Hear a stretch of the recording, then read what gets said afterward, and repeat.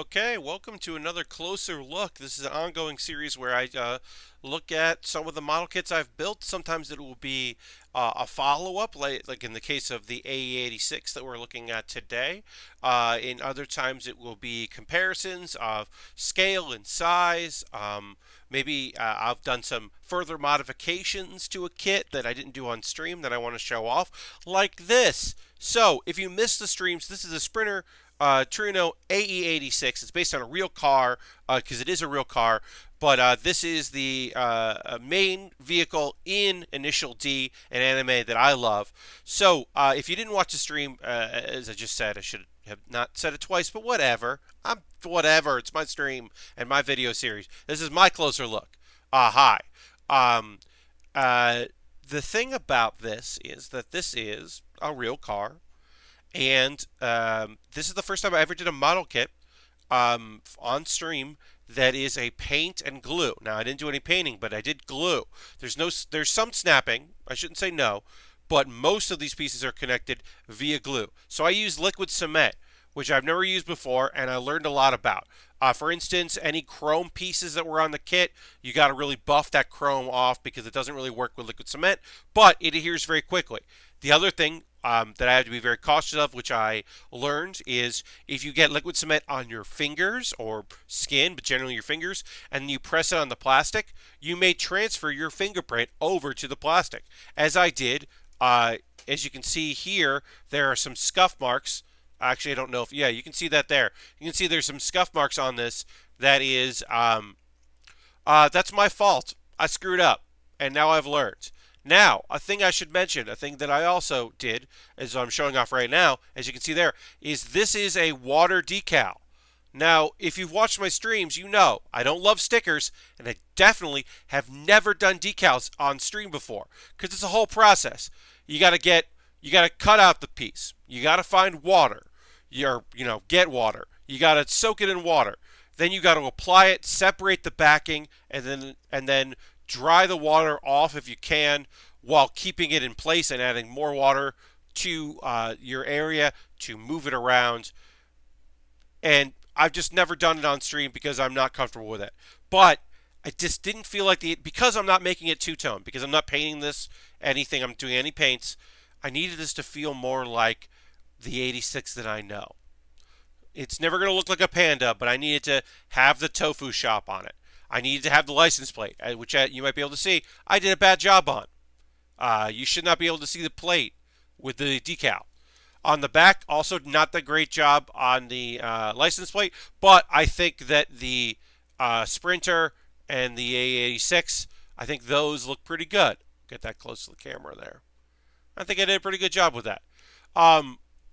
Those are the only decals I did, just those. There are other ones, but like I could take it apart and get in the dashboard and add decals. Some people do it as they go along. Obviously, with using liquid cement, it dried very quickly, so I didn't worry about that. But you can see there are some spots here and there where the liquid cement hit the plastic that is, clear, that is supposed to be glass.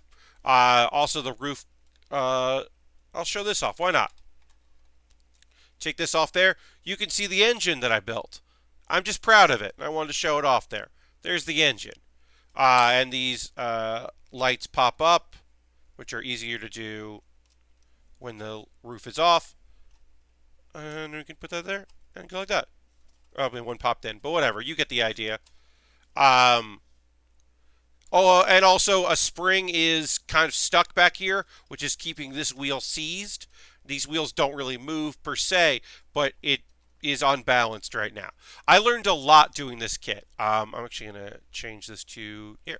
Hi, it's me. I'm just talking directly to the camera right now. I learned a lot doing this kit. I would be up for doing another glue kit. In fact, I have a papercraft kit coming up soon where I won't use liquid cement. I will use hot glue with a glue gun. I believe. I don't know. I haven't decided yet what I'm going to do. But I don't think I'm going to do crazy glue because I'm going to be doing it live.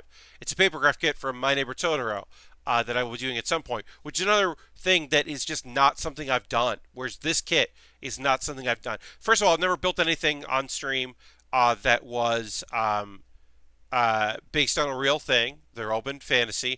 And I've also haven't done a glue kit, and I would do another one.